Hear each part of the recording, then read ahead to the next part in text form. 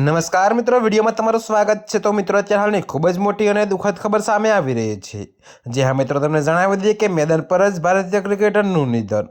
તો મિત્રો, અત્યારે હાલની આ ખૂબ જ મોટી અને દુઃખદ ખબર સામે મળી રહી છે। ત્યારે મિત્રો, મિઝોરમના પૂર્વ રણજી ક્રિકેટર કે લાલરેમરુવાટા 38 વર્ષનું સ્થાનિક મેચ દરમિયાન હાર્ટ એટેકથી નિધન થયું।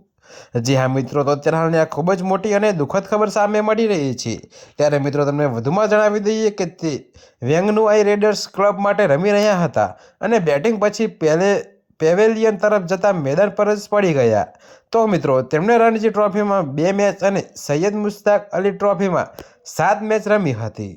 જોકે મિત્રો, મિઝોરમ ક્રિકેટ એસોસિએશને શોક વ્યક્ત કર્યો છે।